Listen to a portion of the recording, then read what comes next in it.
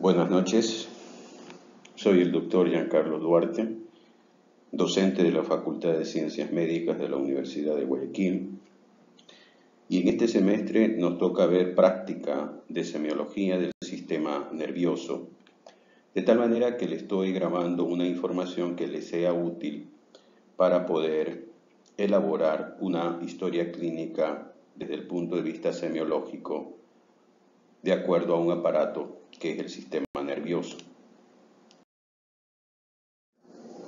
El examen neurológico es probablemente el más prolongado y ustedes se darán cuenta que en los exámenes respiratorios semiológicos y en los exámenes cardiovasculares semiológicos teníamos un cierto tiempo para la evaluación.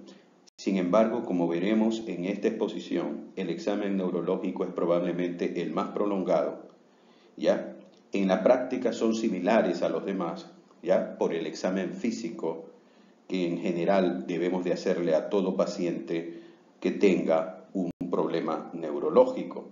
De tal manera que los problemas de demencia, como vemos aquí, y los problemas de dermatitis o síntomas de diarrea y síndromes gastrointestinales, posiblemente en una historia clínica lo podemos abordar de una manera más rápida. Sin embargo, en el caso de una evaluación de una demencia, nosotros tenemos un examen neurológico más prolongado, de tal manera de que tenemos que tener el tiempo suficiente y la destreza suficiente para que este examen sea lo más rápido, aunque sea.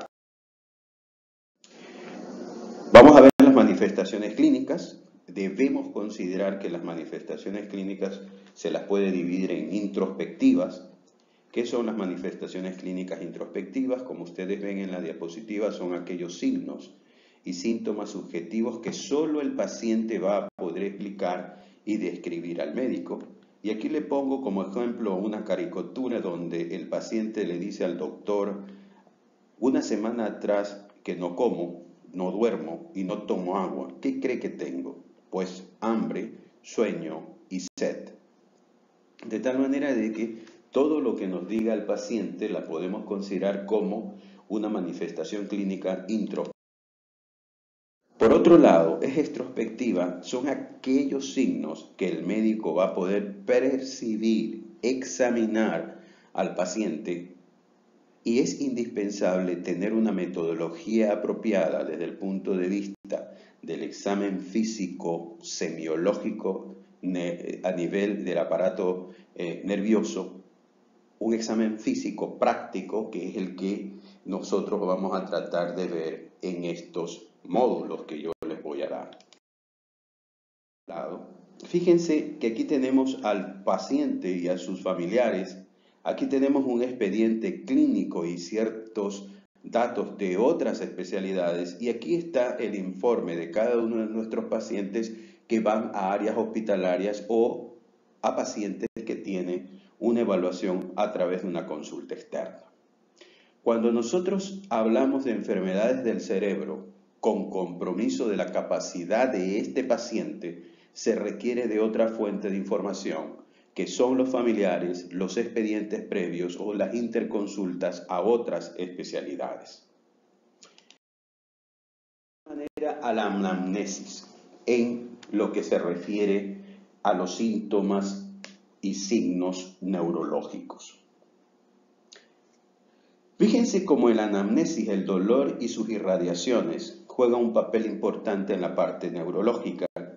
Los trastornos de la marcha, los trastornos de la escritura, los trastornos de la lectura, los trastornos de la audición, de la visión, de la gustación y la olfacción son los elementos en la anamnesis que más prevalecen cuando nosotros evaluamos a un paciente con algún problema neurológico.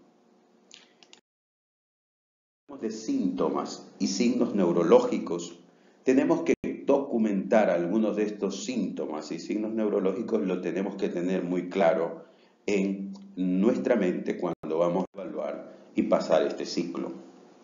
Por ejemplo, aquí tenemos los síntomas neurológicos: problemas del equilibrio, problemas de la visión, dificultad para recordar información, dificultad para concentrarse, dificultad para hacer cálculos, dolores de cabeza intensos, puede haber un paciente con fiebre, dolor de cabeza, rigidez de cuello y vómito. Fíjense cómo los síntomas neurológicos que nosotros vamos a tratar de evaluar en nuestros pacientes tienen una serie de problemas que son dificultades para el paciente, para oler, para ver, para hacer cálculos, problemas de memoria, problemas de equilibrio, etc. Si nos fijamos en un concepto, un síndrome como es una meningitis, fíjese cómo observe a medida que nosotros tenemos síntomas de meningitis, puede diferenciarse en los bebés como fiebre, rechazo del alimento, llanto persistente, irritabilidad, retracción de la nuca, ¿ya? El paciente está somnoliento, letárgico y comienzan a salir unas manchas. Podemos considerar una meningitis meningocócica, por ejemplo, si la persona objeto de la investigación es un paciente niño o en adulto, podemos tener vómitos, fiebre, dolor de cabeza, dolor de nuca, rechazo de la luz. Podemos ver a un paciente somnoliento, dolores articulares y muchas veces convulsiones. Esto podría tratarse de síntomas relacionados con la meningitis, como por ejemplo, como vemos en esta gráfica, el dolor de cabeza intenso, pérdida de la memoria, puede haber delirio, puede haber dolor en los oídos, sensibilidad de la vista, dolor de la nuca, fiebre, vómito, dolores musculares y miren las manchas típicas de los pacientes que pudiesen tener una meningococemia. Aquí tenemos otros signos que también podemos nosotros observar en los pacientes con meningitis, como el signo de Babinski en el cuello, y también tenemos el signo de Carling a nivel de sus piernas. Les decía, uno de los elementos indispensables como síntomas que nos trae al paciente a nuestras consultas es el dolor. Posiblemente es el principal motivo de consulta de los pacientes que tienen problemas neurológicos. Es importante considerar la fecha de comienzo, la duración y las circunstancias que lo alivien o lo incrementen, y también de acuerdo a sus características se distinguen en el dolor neurítico, el dolor plexual, el dolor radicular y el dolor psicógeno. Vamos a tratar de interpretar cada uno de esos síntomas llamados dolor desde el punto de vista conceptual de un dolor neurítico, de un dolor plexual, de un dolor psicógeno o de un dolor radicular. Vamos a comenzar con el dolor neurítico. En el dolor neurítico, ¿qué significa tener un dolor neurítico? Dolor vivo es un dolor intenso, persistente, con sensación de quemazón, se exacerba con los actos motores por la tracción del tronco nervioso, el dolor se sobrepone al trayecto del nervio periférico. Es decir, que es del dolor más vivo, el dolor neurítico, y una de las características es esta, se sobrepone al trayecto del nervio periférico. Y uno de los elementos más usuales de observar como dolor neurítico es el dolor producido por el herpes zóster. Como vemos aquí, 3 fotografías de pacientes con un herpes intercostal, con un herpes a nivel facial y un herpes intercostal. Si nosotros nos damos cuenta en la tercera imagen, nos podemos dar cuenta de que las vesículas y las alteraciones propias del herpes no sobrepasan la línea media y aquí se encuentra una piel intacta, de tal manera que corre el recorrido del trayecto del nervio periférico, una de las características del dolor neurítico. Dolor plexual. ¿Qué es un dolor plexual? El dolor que se irradia y se difunde del foco al resto del miembro, es decir, desde su origen radicular o nervioso y se difunde al foco al resto del miembro. Esto tiene que ver con este tipo de dolores, como por ejemplo, uno de los ejemplos es el dolor del nervio ciático, con un dolor a nivel de la nalga que se irradia a la extensión del pie en todo el trayecto del nervio. la lesión del plexo braquial que produce ardor o quemazón. Fíjense los movimientos para considerar si el paciente se aumenta o eleva los brazos, el paciente va a tener dolor. El paciente que cojea por problemas de ciática, el paciente que tiene un dolor a nivel del hombro, ¿por qué? Porque está afectado el nervio en su trayecto desde el dolor, se irradia desde el foco al resto del miembro, que es una de las características de este tipo de dolor. El tercer dolor es el dolor radicular. Cuando los nervios son oprimidos, se llama dolor radicular. ¿Cuáles son los síndromes radiculares? Por ejemplo, hay un síndrome álgico vertebrogéneo que tiene que ver con una hernia discal. Por ejemplo, tenemos alteraciones del cuello, problemas relacionados con el mismo nervio ciático. Fíjense en esta imagen cómo nosotros podemos observar el pinzamiento de un nervio, ¿ya?, a través de la columna vertebral, lo que produciría un dolor radicular, y las características de este dolor radicular, que es un dolor de aparición brusca, que se produce por compresión radicular de un nervio a nivel de la columna vertebral. El dolor se irradia a las zonas cutáneas y con frecuencia es bilateral, incrementa estos esfuerzos de tos y de la defecación. Para nosotros conceptualizar el dolor radicular, vamos a observar un video que nosotros lo tenemos preparado aquí para que ustedes vean lo que tiene que ver con el dolor radicular.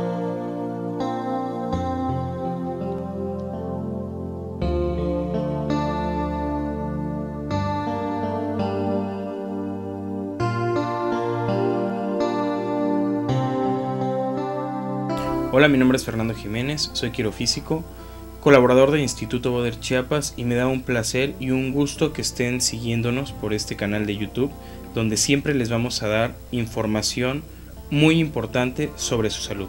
Hoy les vamos a hablar un poco sobre la radiculopatía. ¿Qué es la radiculopatía? La radiculopatía es el desplazamiento de una vértebra de 1 a 3 milímetros, formando un pellizcamiento, o creando más bien un pellizcamiento del nervio. ¿Qué puede pasar en el pellizcamiento? Bueno, si la radiculopatía es en la zona lumbar, vamos a tener un mal funcionamiento de algunos órganos dependiendo estos nervios hacia qué órganos se dirijan. Si hay una radiculopatía lumbar, en el caso de los varones, pueden tener impotencia sexual. En el caso de las mujeres, pueden tener dolores fuertes crónicos menstruales. Puede haber infecciones en las vías urinarias, puede haber adormecimiento de las piernas y ardor en la planta de los pies. Esto es con una radiculopatía. ¿Cómo se forma un agujero de conjunción? El agujero de conjunción, la parte inferior de una vértebra forma la mitad del agujero y la parte inferior forma la mitad de otro agujero. Esto es el agujero de conjunción. Si este agujero de conjunción se desplaza, va a pellizcar el nervio. El nervio sale en la zona del agujero de conjunción. Ese agujero de conjunción está creado para que salgan los nervios y se vayan a dirigir hacia el órgano adecuado. Si este nervio se pellizca con las vértebras, vamos a tener una mala función del órgano al que va dirigido. Por ejemplo, si tenemos un pellizcamiento de alguna vértebra cervical, vamos a tener problemas de audición, problemas de visión, vamos a tener problemas hasta con el tacto. Vamos a tener pérdida de fuerza, ardor en la palma de las manos o hormigueo en la palma de las manos. Por eso es muy importante mantener la columna alineada en su postura anatómica correcta para que nuestro funcionamiento sea correcto, para que no tengamos un desequilibrio en nuestro cuerpo. Obviamente, al subluxarse la vértebra, vamos a subluxar toda nuestra columna. Es una estructura, al fin y al cabo, la estructura ósea. Si esta estructura pierde su eje, perdemos el equilibrio de todo nuestro cuerpo. Entonces es muy importante estar alineados, es muy importante no tener radiculopatías para tener un funcionamiento adecuado de nuestro cuerpo. Si tienen una radiculopatía, lo principal es ir a visitar a un quirofísico que manipule esa parte de la columna llevándolo a su postura anatómica correcta. No es necesario que tengan dolor de la zona lumbar para tener una radiculopatía, pero sí es importante que ustedes se den cuenta si tienen ardor al orinar, si tienen infecciones en las vías urinarias, si tienen dolores menstruales, si tienen impotencia sexual, si tienen inflamación en el estómago, que vayan de inmediato con un quirofísico que alinee la columna, porque el problema puede ser muy sencillo y se puede corregir manipulando la zona lumbar. Entonces ya saben lo que es una radiculopatía, ya saben cómo se corrige una radiculopatía yendo con el quirofísico. Y bueno, los veo para la próxima. Espero que les haya servido esta información. Muchas gracias. No solamente que debemos de considerar que una radiculopatía puede tener un tratamiento a través de una terapia física, como lo dice acá la persona que habla sobre el video. Sin embargo, hay problemas relacionados a dolores radiculares muy intensos que requieren muchas veces otro tipo de intervenciones, incluso intervenciones quirúrgicas. Vamos a ver el dolor psicógeno. Muchas veces podemos tener un dolor psicógeno relacionado a un dolor desde el punto de vista del sistema nervioso. De tal manera que el dolor psicógeno, ¿qué significa? Es el dolor donde no se encuentra causa orgánica. Ella tiene dolor, él tiene dolor, pero hemos hecho una serie de valoraciones que no demuestran una causa orgánica. Por ejemplo, en esta diapositiva, mire cómo interviene el ambiente psicosocial que rodea al individuo. Existe un aumento constante de dosis de analgésicos, pero sin eficiencia. El problema central del paciente es que amplifica y distorsiona estos impulsos periféricos por el estado psicológico que el paciente está manejando. Por otro lado, este dolor psicógeno puede establecerse en diferentes partes dentro del punto de vista de una articulación, como vemos en la gráfica, un dolor de cabeza crónico, etc. Debemos entonces estar prestos a demostrar que existe un dolor psicógeno cuando no se encuentra una causa orgánica que... Ahora entramos a la otra parte o a otro síntoma después de haber valorado el dolor, a la diestesias. ¿Qué significa diestesias? La diestesia es una alteración de percepción espontánea sin estímulo de la sensación de diversas, tales como un hormigueo, un escozor, descarga eléctrica. Es decir, que el individuo, materia de la investigación, percibe espontáneamente, pero nadie lo estimula, diversas sensaciones que puede ser hormigueo de sus piernas, escozor, quemazón o como una descarga eléctrica. Eso le llamamos diestesias. Y aquí tenemos, por ejemplo, dos tipos de pruebas para ver diestesias o dolores relacionados o escozor, o hormigueo o descarga eléctrica, como por ejemplo la prueba de Palen, en el cual el paciente flexiona las muñecas con los codos apoyados sobre la mesa, permaneciendo por espacio de 1 minuto en esta posición. Y miren lo que se produce, una compresión a este nivel que produce ese tipo de diestesias. El otro, ustedes lo conocen, la prueba de Tinel, que si el paciente presenta una compresión del nervio mediano a nivel de la muñeca, se le reaparecerá la sintomatología de las diestesias.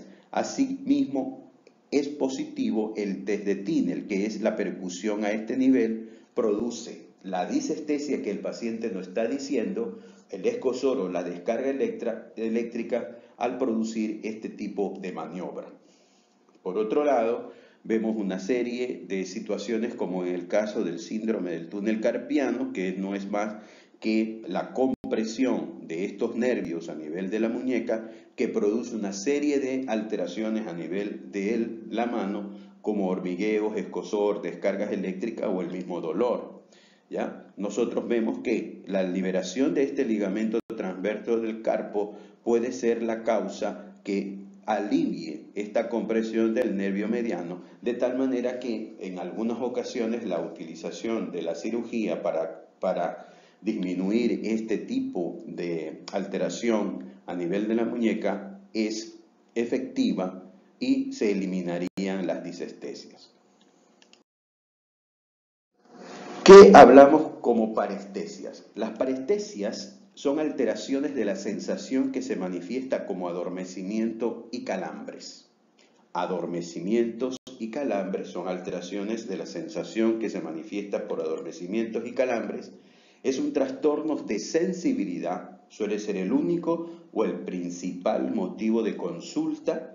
Puede expresarse como dolor, hormigueo o adormecimiento. Los pacientes nos llegan, doctor, tengo hormigueo, tengo adormecimiento de las piernas, tengo adormecimiento de las manos cuando estoy manejando, se me caen, se me debilitan las manos. Eso se llaman parestesias. Y nosotros también tenemos como sensación de hormigueo en nuestras plantas de los pies. También pueden haber sensaciones de como que estuviésemos pisando tachuelas. Son parestesias muy comunes de presentación, o que el paciente tiene dolor, que el paciente tiene hinchazón, que el paciente tiene calambres, o que el paciente tiene los pies muy pesados, que a veces no puede caminar. Todo eso le llamamos parestesias. Y también las llamadas parestesias en las puntas de las manos, que nos dice se me adormecen los dedos, doctor. Eso también son motivos de consulta. De consulta son las convulsiones.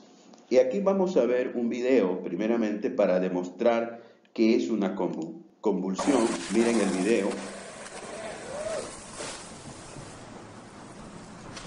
Estos famosos patinadores, sin protección, sin nada, el paciente se pega en la cabeza y el paciente comienza a tener movimientos tónicos y clónicos. Fíjense los brazos.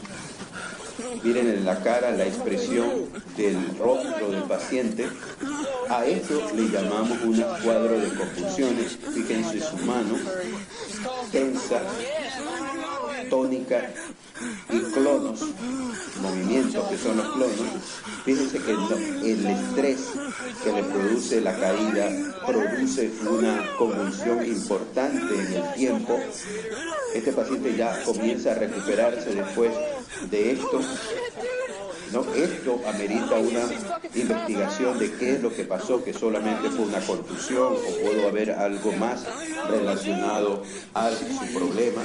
Entonces estamos viendo un caso de un paciente con convulsión. Fíjese cómo el paciente está hiperventilando, ¿ya? Pacientes muchas veces, en este caso fue por motivo de la caída. Sin embargo, muchas veces los pacientes que tienen convulsiones ya como diagnósticos de estados convulsivos tienen lo que se llama un aura. Esos pacientes ya saben cuando le van a hacer. Esa aura puede ser olfativa, esa aura puede ser de visión, y los pacientes comienzan a tomar precauciones, se sientan o le dicen a la otra persona, mira que me puede dar la convulsión, ayúdame, sosténme la cabeza, etc. Ellos ya saben porque tienen un aura. Bien, entonces las convulsiones son crisis, contracciones musculares tónico-clónicas involuntarias, como vimos, más o menos generalizadas, como en el caso del ejemplo, producidas de manera violenta. El otro punto es que es como una descarga eléctrica, porque como ustedes saben, un electroencefalograma puede descubrir las crisis cuando se producen las convulsiones, de tal manera que la representación gráfica de una convulsión es la que estamos observando ustedes, como un rayo que hace que se produzcan estas contracciones musculares tónico-clónicas que son involuntarias. Está la fase tónica de la convulsión y la fase clónica de la convulsión que acabamos de ver, de tal manera que nos queda claro, y muy probablemente ustedes han visto los pacientes que tienen convulsiones. Bien.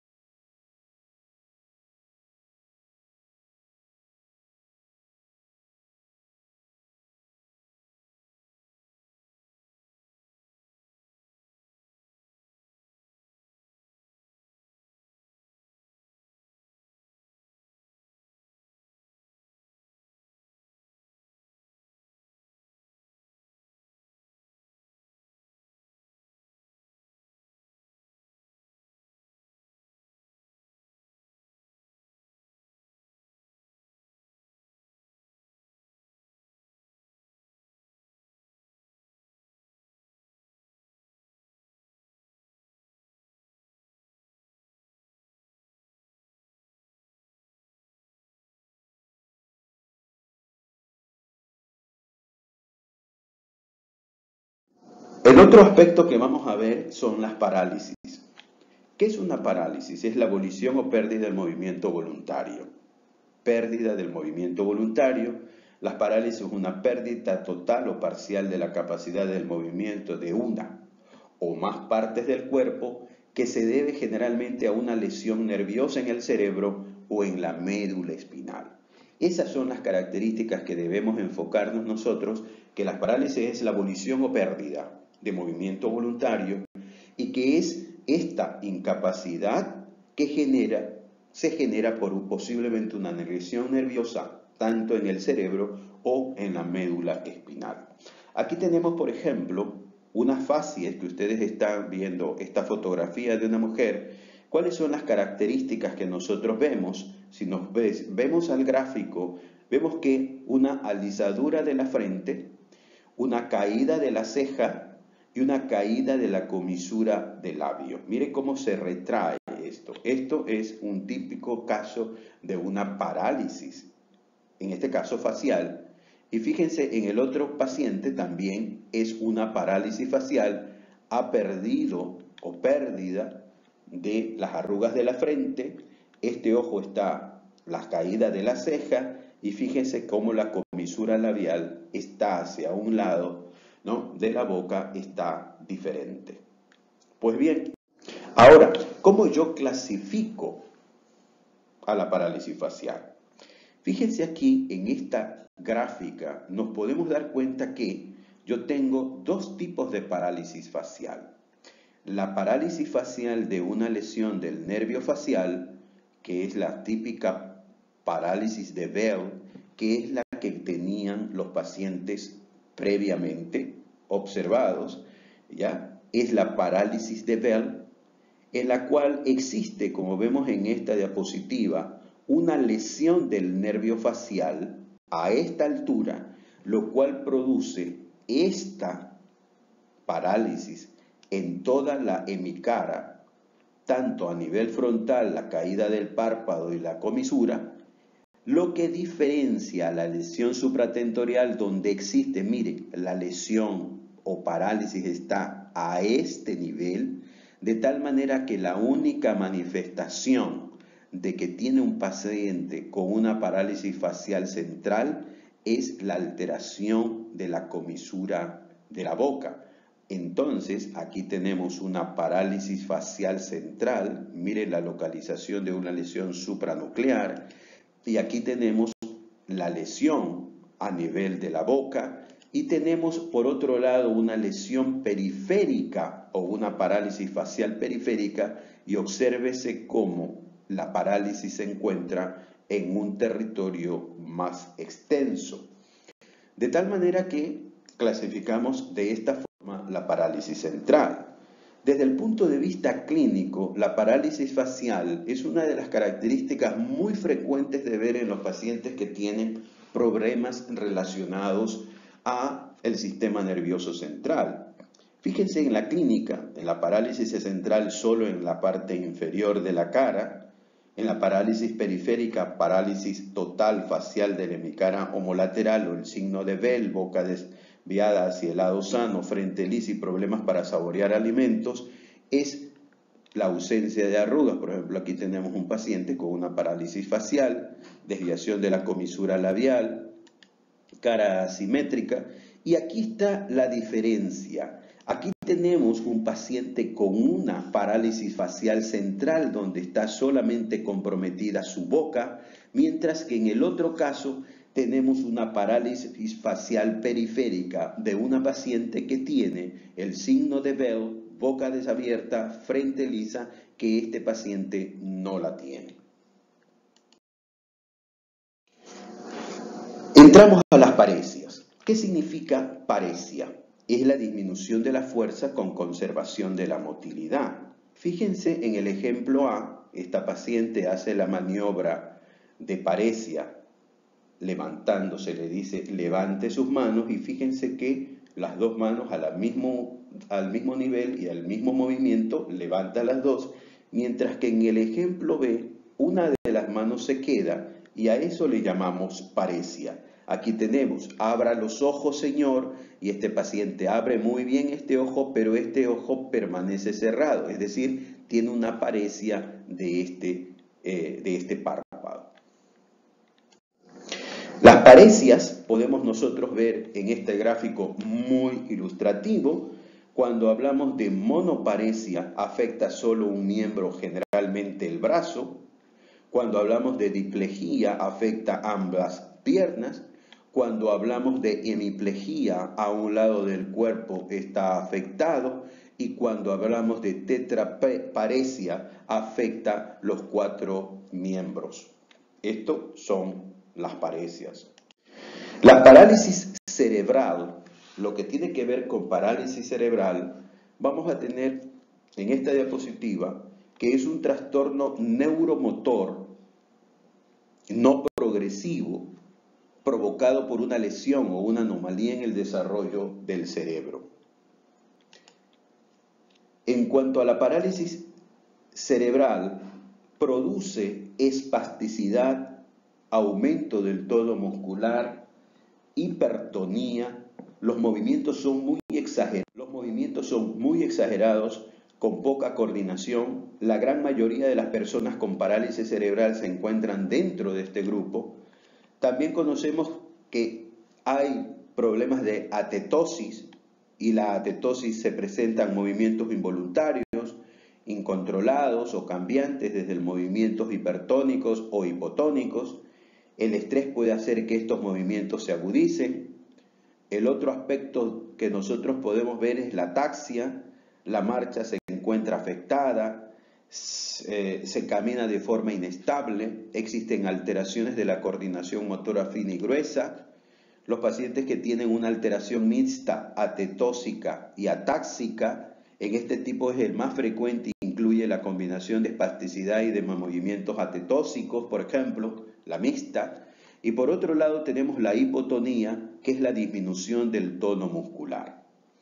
En las próximas diapositivas vamos a ver unos videos que nos pueden orientar prácticamente mejor sobre lo que es atetosis, ataxia, espasticidad, hipotonía. Vamos con la espasticidad.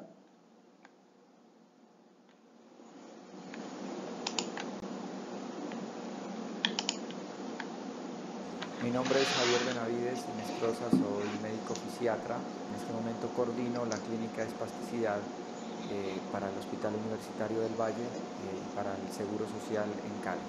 La espasticidad es un trastorno que se presenta como consecuencia de una lesión en el sistema nervioso central y que genera un aumento en la resistencia al movimiento de un segmento corporal que depende de la velocidad con la cual se mueve ese segmento y que finalmente va a traer algunas limitaciones en diversidad de severidad para la persona en sus patrones de movimiento, llámense caminar, llámense alimentarse, escribir o cualquiera de las actividades funcionales de la vida diaria.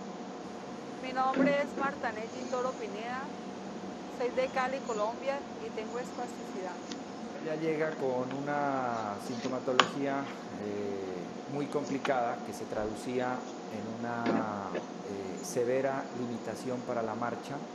Era una persona que caminaba asistida de terceras personas, de un bastón o de las paredes, muy limitada en cuanto al desarrollo de su capacidad cotidiana, de su actividad diaria, en todos los patrones que usted se pueda imaginar. No me podía valer por mí misma, no tenía control de mí misma, me caía mucho, me prendía a las paredes,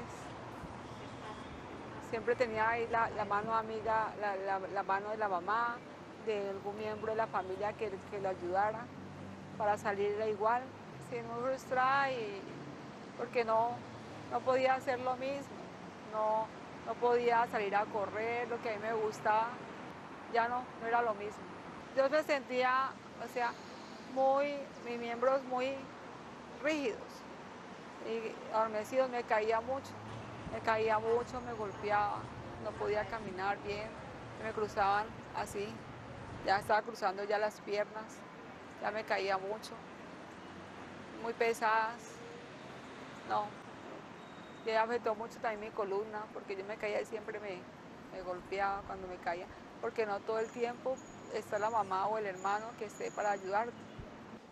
Se inicia entonces un programa de rehabilitación dentro del cual se cuenta con algunas estrategias, específicamente el uso de Botox. Inicialmente se le aplicó una cantidad total de 600 unidades, estas son 6 ampollas que se distribuyeron entre músculos clave escogidos luego de una valoración clínica, de la evaluación de la marcha, de los distintos ya aspectos clínicos que tienen que ver con la escogencia de músculos, y posteriormente en las siguientes aplicaciones ha requerido aproximadamente entre 4 y 5 ampollas. El uso de órtosis, unas órtosis especiales que ella tiene, y un plan intensivo de terapia física, así como un plan intensivo de trabajo en casa. Conjugado todo eso como un plan de rehabilitación bastante compacto, bastante integrado, unitario, individualizado para esta paciente, obtuvimos al cabo de escasos 30 días resultados que pues, la asombraron a ella y a las personas que convivían con ella. Yo me sentí muy contenta, pero yo dije, pues Dios quiera que haga un milagro en mí, ¿cierto? Dios quiera que haga un milagro. Yo dije, esperemos a ver. Y ya cuando ya se fueron viendo las cosas, que ya, como decía el doctor, te vamos a aplicar el Botox, pero ya después, poco a poco, vas avanzando a medida que se necesite el Botox, entonces se te aplica, y ya vas a ver que ya vas mejor, y con las terapias, todo fue evolucionando y fue todo mejor. Ella llegó a finales del 2005 y prácticamente al mes del tratamiento los cambios eran bastante satisfactorios. Yo creo que eso los videos lo pueden decir mejor que yo, y desde ahí ha venido en una etapa de mantenimiento de un nivel funcional que le permite hoy por hoy actividades más tranquilas, más relajadas desde el punto de vista de lo cotidiano, desde el punto de vista de lo emocional. También es una persona mucho más motivada, es conversadora, hace mucha interacción social. Con todo y esto mejoran notablemente su actividad y su calidad de vida. Ahora vamos a ver lo que significa una atetosis.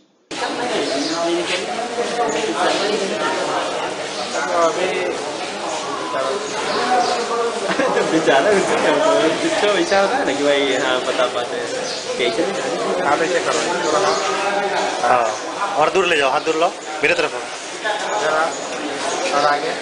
Son movimientos incoordinados del paciente. Obsérvese cómo no puede abrir las manos. उठ के चलो, पैर उठाओ, चलो, ठीक है, इधर इधर घूम जाओ, ठीक है, चलो, ठीक है, चलो, चलो, Pierna también está como ठीक है, बैठ, ठीक है, बैठ जाओ, तो फिर हाथ दिखाओ आप लोगों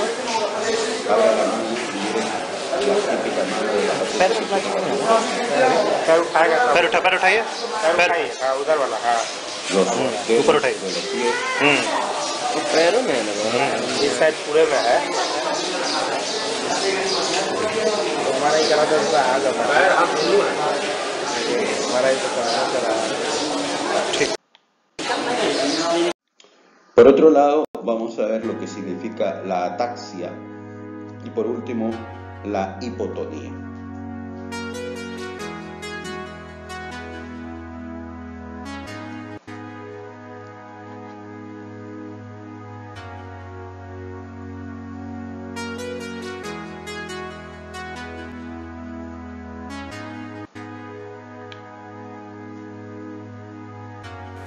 Bom dia.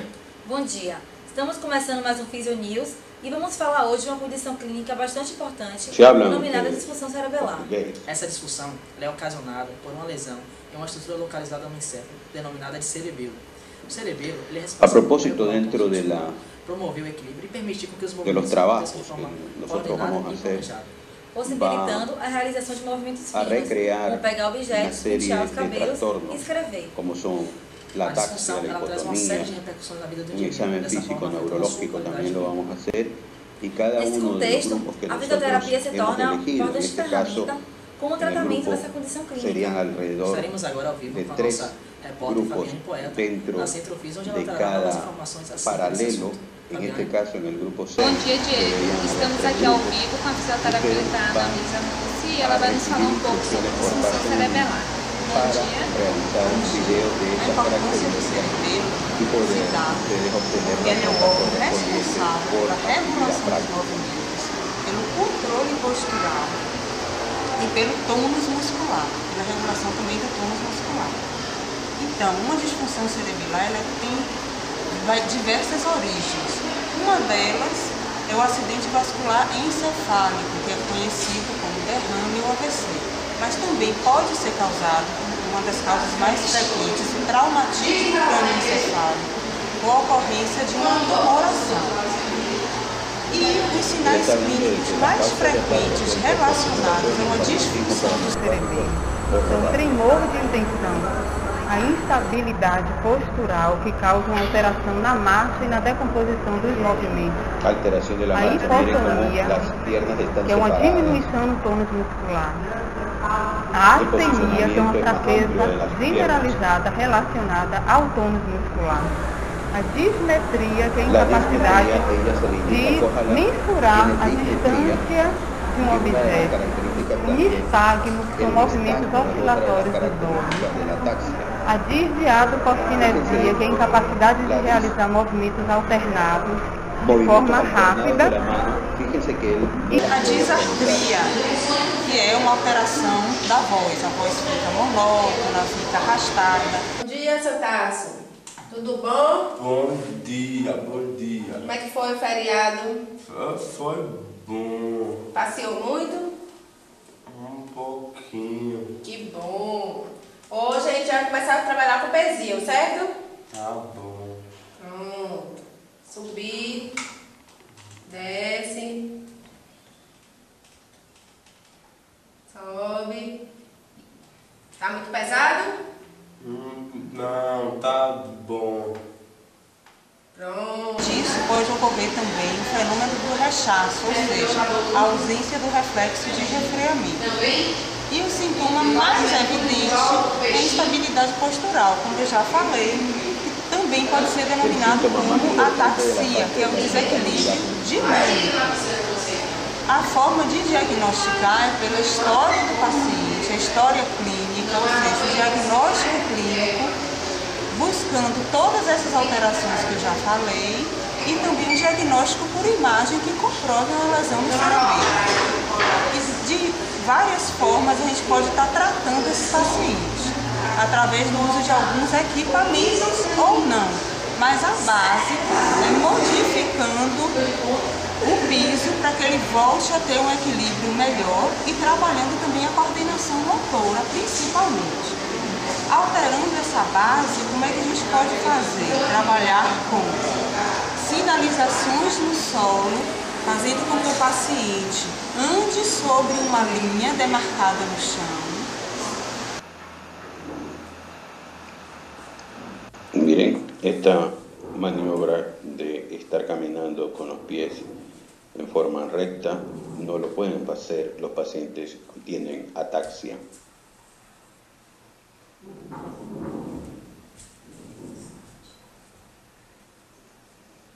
Yo he seleccionado estos videos para que ustedes puedan tener la idea de lo que es una ataxia.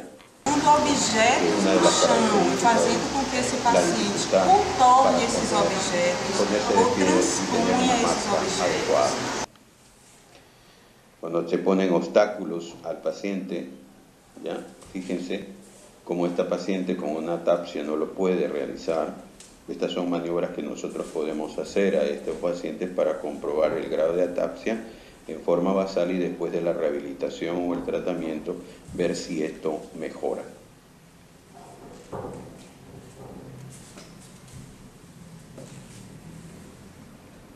Como ustedes ven, es una situación muy invalidante, con muchos traumatismos que a veces los pacientes que caen por tener esta situación en la cual les imposibilita una marcha adecuada o un caminar adecuado.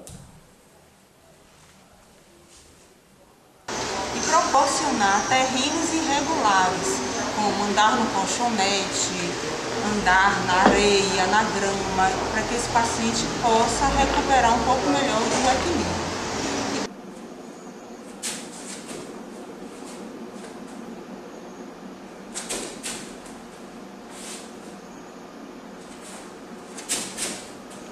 Como ustedes saben, es muy difícil para nosotros como profesores poder tener pacientes con este tipo, tenemos que esperar mucho, y ahorita con las dificultades que tenemos en los hospitales en cuanto a la práctica y cantidad de também o uso da bola suíça através de alguns exercícios que promovam a recuperação desse equilíbrio e dessa qualidade de movimento. De los movimientos, ¿no? Aquí tenemos otro paciente con una ataxia. Acuérdense de la paciente que no podía coger. Ellos se le están haciendo un adiestramiento para que poco a poco se vaya mejorando esta situación y evitar que tengan los problemas relacionados con la ataxia.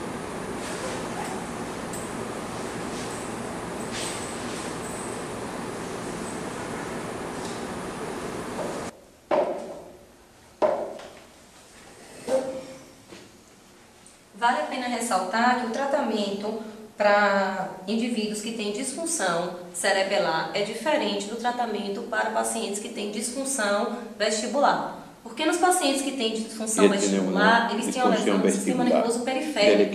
Então a gente vai trabalhar muito com movimentos da cabeça associados com o movimento dos olhos. Já em pacientes que têm disfunção cerebelar, a gente vai trabalhar somente com o equilíbrio. Agradeço a sua terapeuta. É com você, Diego, aí no estúdio. Estamos encerrando mais uma edição do Physio News e para maiores informações, entre em contato com a Centro Physio. Ou acesse ao nosso site. Ahora vamos a ver un caso de hipotonía.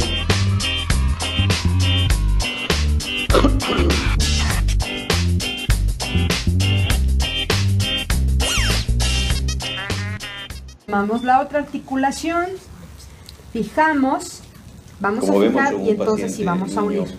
Con un síndrome de Meses, con un síndrome de Down, que es una de las características de tener brazo, hipotonía. ¿no? Que hay psicomotor. Entonces hay que nivelarlo. Los movimientos unas 10-20 veces, ¿sí? Aproximadamente. Cada articulación se debe de dar esos movimientos, repetir en el brazo y finalizar, se pasa a las piernas y se le hacen las mismas tracciones, como ustedes ven en cada articulación, la cadera, la rodilla, arriba, muslo, abajo, pantorrilla. Presión. Como que ustedes juntan, las separan y las juntan. ¿Ya? Mano y acá. Voy a hacerlo primero hacia cadera. Ahora hacia abajo. Va hacia tobillo.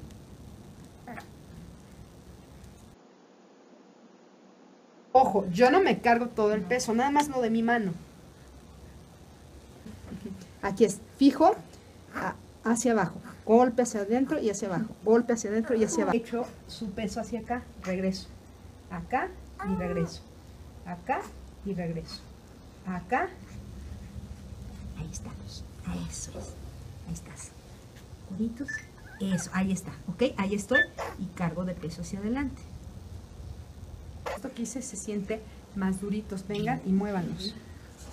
Ay, sí. Ábranlos y les pone resistencia al movimiento. ¿Ya viste? Ahí está la resistencia.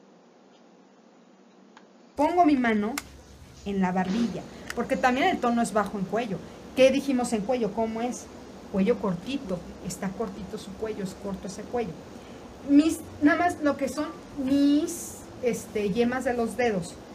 Acá. Acuérdense, fontanela está aquí, aquí, aquí y aquí. Yo no voy a tocar fontanela, yo nada más hago esto. Así, con las yemas de los dedos. ¿Qué voy a hacer? Voy a sujetar bien mi mano de acá de la barbita y lo voy a impulsar un poquito hacia abajo.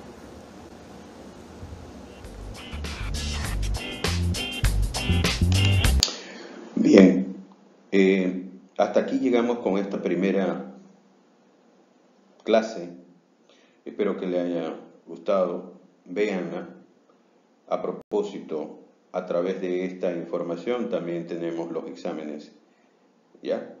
De tal manera de que de aquí saldrán preguntas para nuestras evaluaciones. Esperamos el segundo video después.